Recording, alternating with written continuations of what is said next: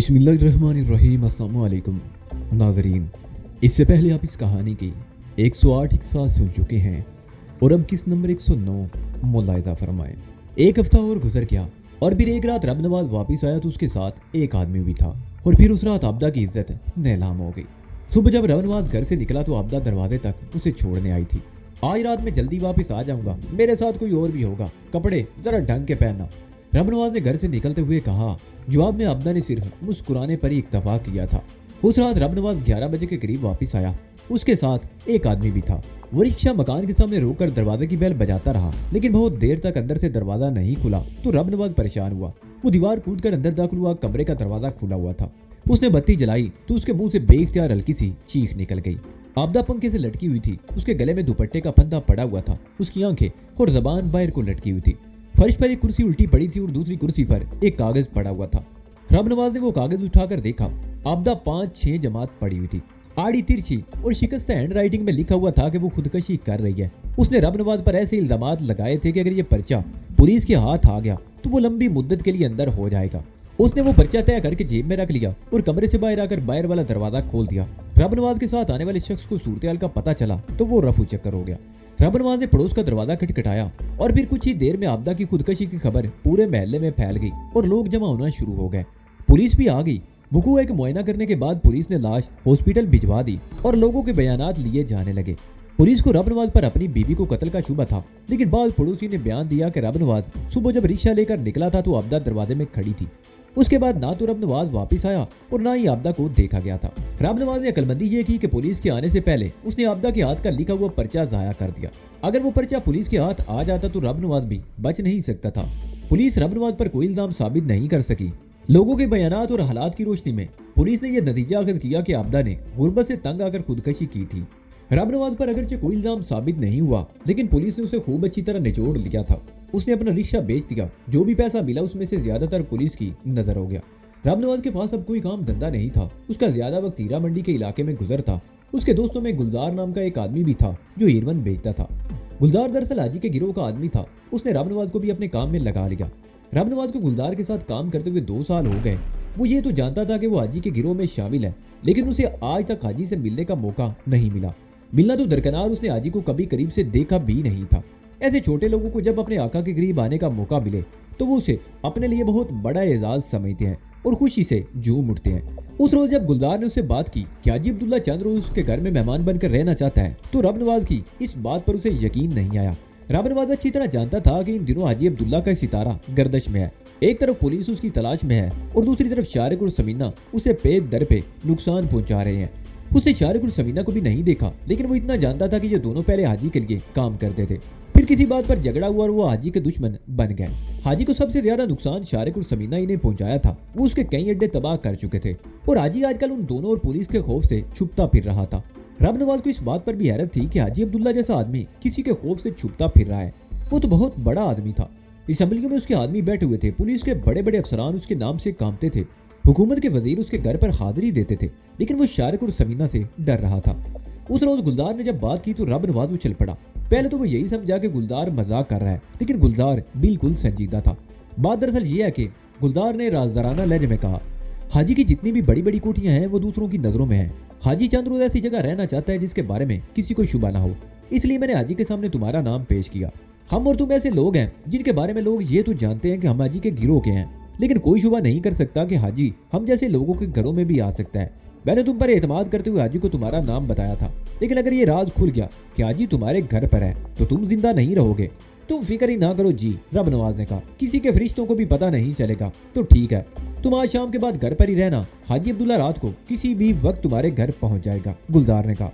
रब नवाज उस रोज शाम से पहले अपने घर पहुंच गया और जल्दी जल्दी सफाई करने लगा। उसके घर में बांस की 2 चारपाइयां थी। एक पर मैला कुचैला बिस्तर बिछा हुआ था। उसने बिस्तर दुरुस्त करके चादर पलट दी और दूसरी चारपाई पर बिछा दी और जिस हद तक मुमकिन हो सका घर की सफाई कर डाली। रात 10 बजे के करीब एक पेजेरो उसके मकान के सामने रुकी। रब नवाज बरामदे में बैठा हुआ था। उसने जल्दी से उठकर दरवाजा खोल दिया। पहले एक आदमी पेजेरो से उतरा। उसने इधर उधर देखा। इत्तफाक से उस वक्त गली में कोई नहीं था। उसने पेजेरो की तरफ इशारा किया। हाजी और एक दूसरा आदमी पेजेरो से उतरकर जल्दी से मकान में दाखिल हो गए और पेजेरो आगे चली गई। रब नवाज हाजी के कदमों पर गिरा जा रहा था। वो उन्हें कमरे में ले आया। कमरा और उसका सादो सामान देखकर हाजी के चेहरे के तासरात बिगड़ गए।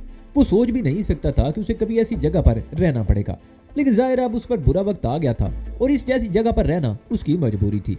हाजी के साथ दोनों आदमी उसके बॉडीगार्ड थे। वो बज़ाहिर खाली हाथ थे, लेकिन कमीजों के नीचे रिवाल्वर पोशीदा थे। माफ करना हाजी जी, रब नवाज हाजी के सामने मोदबाना अंदाज में खड़े होते हुए बोला, मैं गरीब सा बंदा हूँ जी, यहाँ आपके घर जैसा आराम तो नहीं मिलेगा, पर कोशिश करूंगा कि आपको कोई तकलीफ ना हो। तकलीफ तो कोई नहीं, पर एक बात का ख्याल रखना, किसी को ये इल्म नहीं होना चाहिए कि मैं कौन और यहाँ क्यों ठहरा हुआ हूँ। आप फिक्र ही ना करें जी, रब नवाज ने जवाब दिया। अगर किसी ने पूछा तो कह दूंगा कि सियालकोट से मेरे अब्बा के रिश्तेदार आए हुए हैं।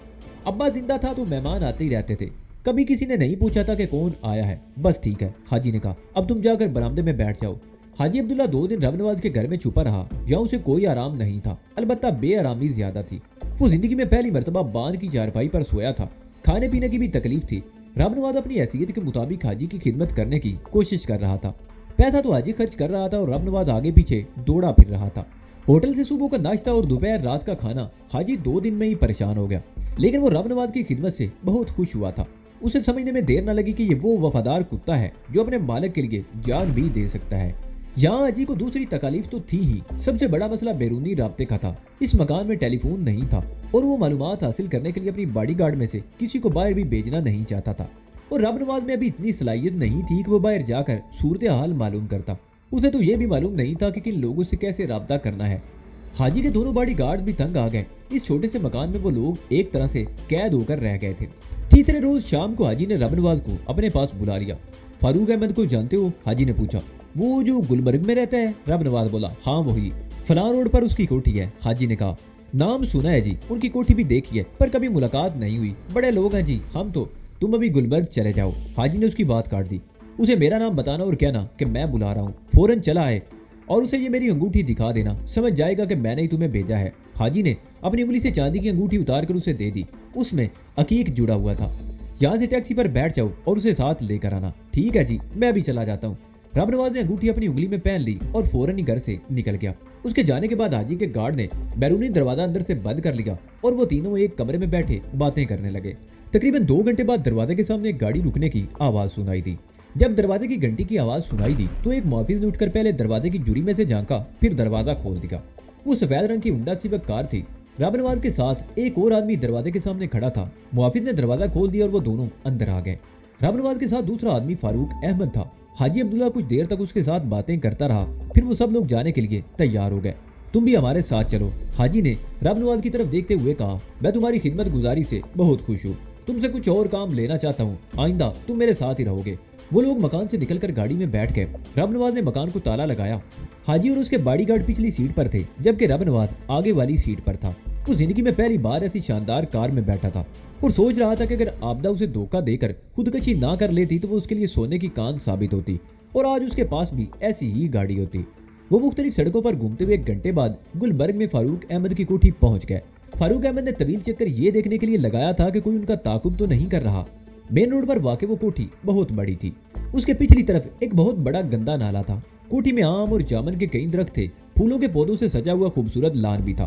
फारूक अहमद हाजी का पुराना नमक ख्वार था और कभी कभार उससे काम भी ले लिया करता था। वो इम्पोर्ट एक्सपोर्ट का बिजनेस करता था और कम अज कम 3 मरतबा उसने हाजी का माल अपने माल के साथ इस तरह बैरून मुल्क भेजा कि कोई उसका सुराग नहीं लगा सका था।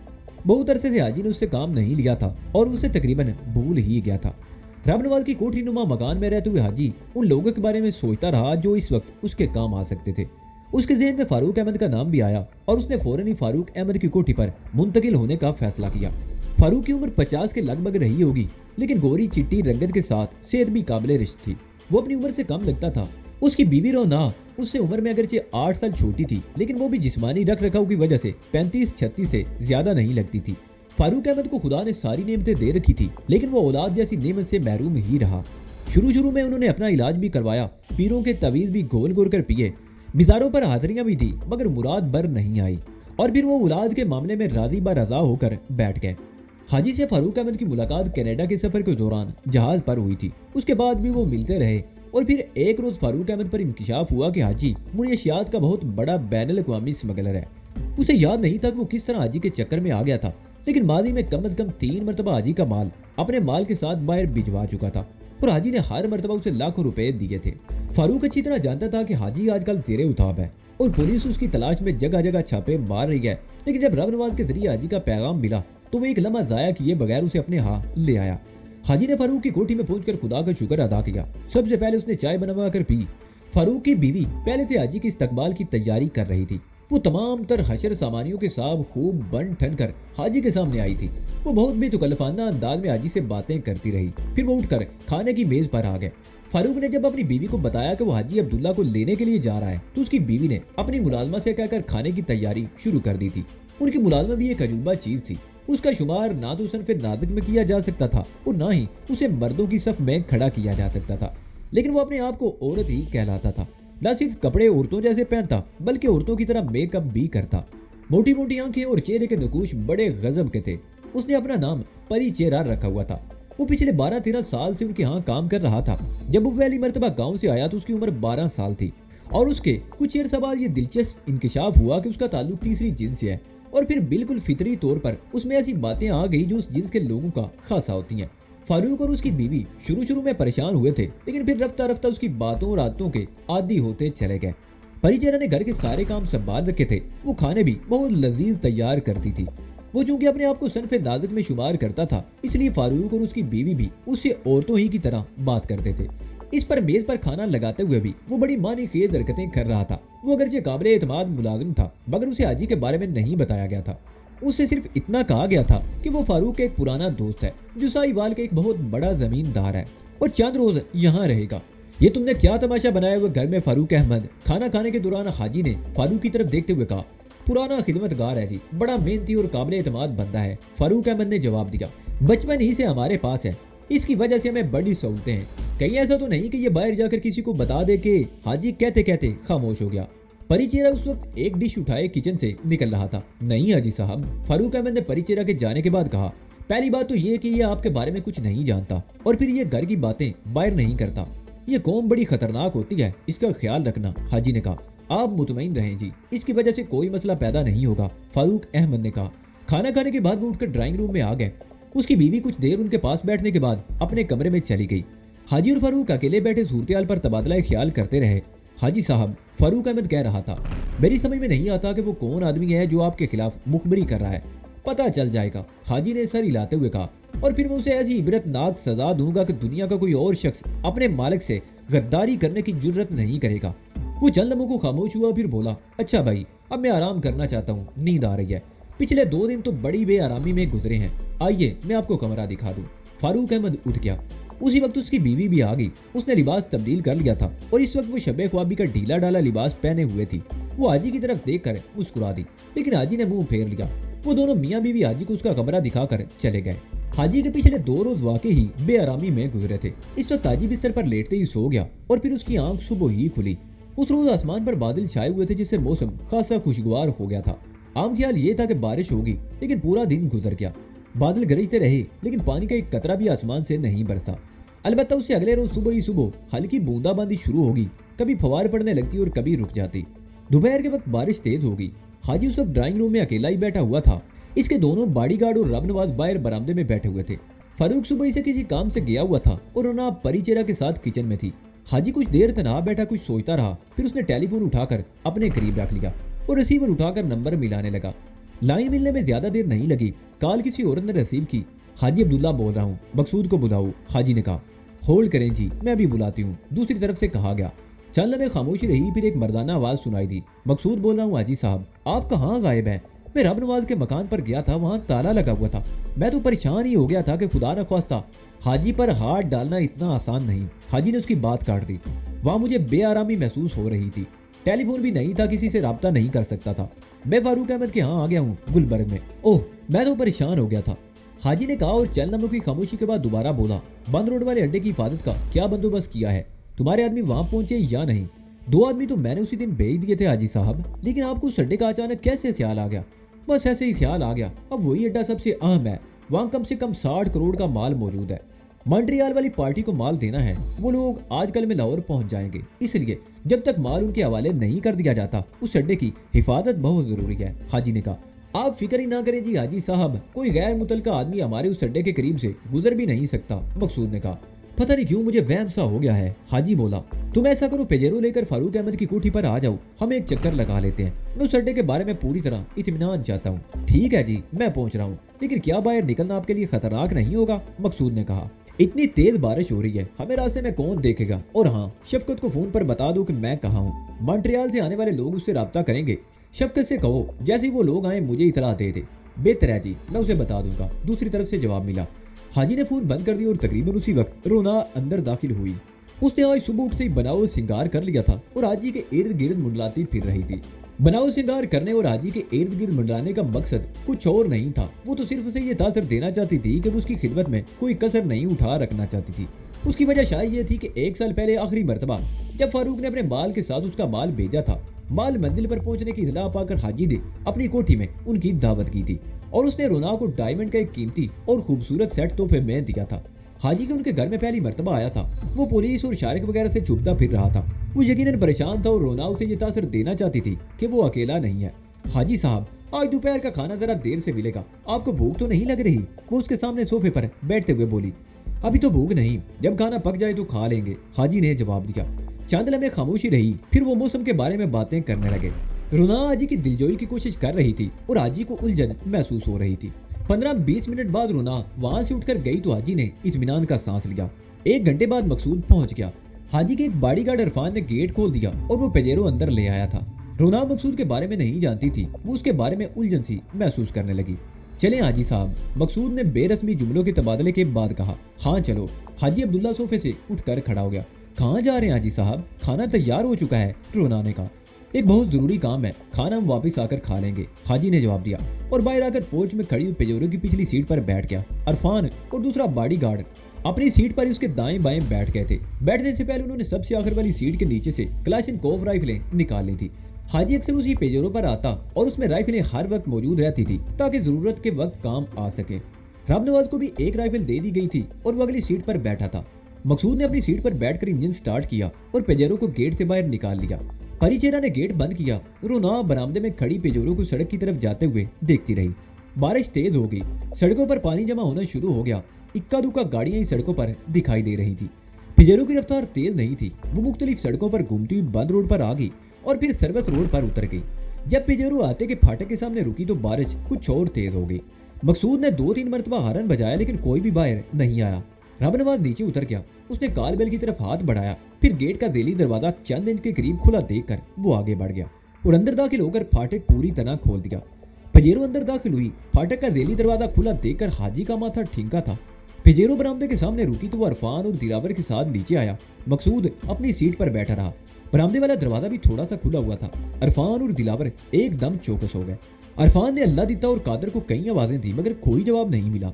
हाजी दरवाजा खोलकर अंदर दाखिल हो गया और उसके साथ ही उसका दिल उछलकर खल्क में आ गया। अल्लाह दिता, कादर, उनका तीसरा साथी रस्सियों से बंधे पड़े थे। वो तीनों बेहोश थे कि उनकी आवाजें सुनकर उन्होंने आंखें बंद कर ली थी। एक तरफ इंस्पेक्टर उस्मान की लाश देखकर हाजी अब्दुल्ला चौंके बगैर ना रह सका। ओह, तो ये है वो हरामजादा जो हमारी मुखबरी करता रहा है, हाजी अब्दुल्ला ने उस्मान की लाश को ठोकर मारते हुए कहा। फिर उस्मान की तरफ देखते हुए बोला, इधर उधर देखो, कोई ना कोई यहाँ जरूर होगा। हाजी एक कमरे में आ गया। तय खाने का रास्ता उस कमरे में था। रास्ता खुला हुआ देखकर उसके दिमाग में धमाके होने लगे। वो तेजी से सीढ़ियां नीचे उतरने लगा, लेकिन 3-4 सीढ़ियां उतरते ही वो रुक गया क्योंकि तय खाने का मंदिर देखकर उसे अपना सांस सीने में रुकता हुआ महसूस होने लगा। अलमारियां टूटी हुई थी और तय खाने के फर्श पर तकरीबन 1 फुट पानी जमा था और हीरोइन के तमाम थैले पानी में डूबे हुए थे। बाहर से आने वाला रबड़ का एक पाइप सीढ़ियों पर पड़ा हुआ था जिससे पानी की मोटी धार बह रही थी। ये सब कुछ देखकर हाजी अब्दुल्ला इस तरह चीखने लगा जैसे उस पर पागलपन का दौरा पड़ गया हो। इरफान और दिलावर उसकी आवाज सुनकर दौड़े। दिलावर ने सीढ़ियों पर पड़ा हुआ पाइप उठा लिया और उसे खींचता हुआ बाहर ले गया। रामनवाज बरामदे में खड़ा था। होशियार रहना, कोई भी नजर आए उसे गोलियों से भून दो, उसने चीख कर कहा और दोबारा अंदर चला गया। मकसूद भी गाड़ी से उतरकर अंदर आ गया। यहाँ की सूरत देखकर उसके भी होश उड़ गए। तय खाने में करोड़ों रुपए की हीरोइन पर पानी फिर गया था। वो जो कोई भी थे उनके बारे में यही कहा जा सकता था कि उन्होंने बड़े इत्मीनान से ये काम किया था। हाजी पर वाकई पागलपन का दौरा पड़ गया। वो चीखता हुआ तय खाने से बाहर आया और फर्श पर बंधे हुए अल्लाह दीता को जोरदार ठोकर मार दी। वो शायद वाकई ही बेहोश था क्योंकि जोरदार ठोकर लगने के बाद भी किसी रद्द अमल का इजहार नहीं हुआ था। इन तीनों नमक हरामों को उठाकर गाड़ी में डाल दो, बाद में निपटूंगा इन लोगों से, हाजी ने चीख कर कहा। इरफान और दिलावर उन तीनों को बारी बारी उठाकर बाहर ले जाने लगे। हाजी अब्दुल्ला मकसूद की तरफ देखते हुए चीखा, देखा, देख लिया तुमने, इस हरामजादे शारक और समीना ने मुझे बिल्कुल तबाह कर दिया है। कहीं का नहीं छोड़ा उन्होंने मुझे। इसलिए मैं कहता हूँ कि यहाँ 2-4 बंदे और भेज दो। लेकिन तुम कहते थे बड़ा मजबूत इंतजाम है, कोई अजनबी आते के सामने से भी नहीं गुजर सकता। लेकिन देख लिया तुमने क्या किया है इन लोगों ने। हिफाजत का इंतजाम तो ठीक ही था हाजी साहब, मकसूद धीमे लहजे में बोला। लगता है वो लोग तादाद में ज्यादा थे और उन्होंने धोखे से हमारे आदमी को काबू किया होगा। लेकिन सवाल ये पैदा होता है कि शारक वगैरह को इस ठिकाने का पता कैसे चला। ये हराम ज्यादा। हाजी ने चीखते हुए इंस्पेक्टर उस्मान की लाश की तरफ इशारा किया। इसे बहुत कुछ मालूम था, किस तरह मेरे आगे पीछे दुम मिलाता फिरता था कुत्ते की तरह। हाजी जी माफ कर दो, दूसरों से भी सिफारिशें करवा रहा था। कितना हराम ज्यादा निकला ये। काश ये जिंदा होता और मेरे हाथ आ जाता तो मैं इसके जिस्म का रेशा रेशा अलग कर देता। इस लाश को भी गाड़ी में डाल दें हाजी जी। इरफान ने उनके करीब आकर कहा, नहीं, इसे यहीं छोड़ दो और चलो यहाँ से। कोई भरोसा नहीं उन हरामजादों का कि पुलिस को भी इतला दे दियो और पुलिस यहाँ पहुंचने वाली हो। हाजी ने कहा। वो लोग बाहर आकर पिजेरो में बैठ गए। सीट के पिछली तरफ कुछ जगह थी। अल्लाह दीता और उसके साथ एक दूसरे के नीचे ऊपर वहीं बैठे पड़े रहे।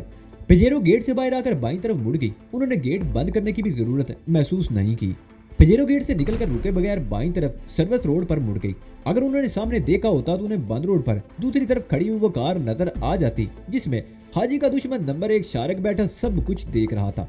अगर हाजी उसे देख लेता तो पागल कुत्ते की तरह उस पर चढ़ दौड़ता। वापस आने में भी उन्हें तकरीबन 1 घंटा लगा। बारिश इस वक्त भी हो रही थी। फारूक इस वक्त घर पर मौजूद था। परिचेरा और रोना भी बरामदे में खड़े थे। हाजी की हालत देखकर उन्हें समझने में देर न लगी कि कोई गड़बड़ हो गई है। तुम्हारी कोठी में कोई ऐसा कमरा है जहां इन लोगों से पूछगछ की जा सके? हाजी ने फारूक की तरफ देखते हुए पैदेरों में बंद हुए अल्लाह दीता वगैरह की तरफ इशारा किया। ऐसा कमरा तो कोई नहीं जहां से आवाज बाहर ना जा सके, अलबत्ता तय खाना है जिसे हमने कभी इस्तेमाल नहीं किया। फारूक अहमद ने जवाब दिया। उसे पूछगछ का मतलब समझने में देर नहीं लगी थी। इन्हें तय खाने में डाल दो, बाद में पूछूंगा इनसे, हाजी ने कहा। और जब उन तीनों को पिजेरो से निकाला गया तो परिचेरा हैरत का इजहार करते हुए बोली, हाय अल्लाह, इन्हें क्यों बांधा हुआ है? ये कौन है बेचारे? ये गांव में मेरे घर से जेवर लेकर भागे थे, आज पकड़े गए हैं, हाजी ने कहा। और परिचेरा को इस तरह घूरा कि वो मजीद कुछ ना बोल सका। उन तीनों को तय खाने में पहुंचा दिया गया। ओए इरफान, हाजी बॉडीगार्ड की तरफ देखते हुए बोला, तुम तय खाने में जाकर इन्हें होश में लाओ, मैं आता हूँ अभी। इरफान तय खाने में चला गया। हाजी ड्राइंग रूम में टहलता रहा। उसके मुंह से बार बार ऐसी आवाजें निकल रही थी जैसे कोई जख्मी नाग फुनकार रहा हो।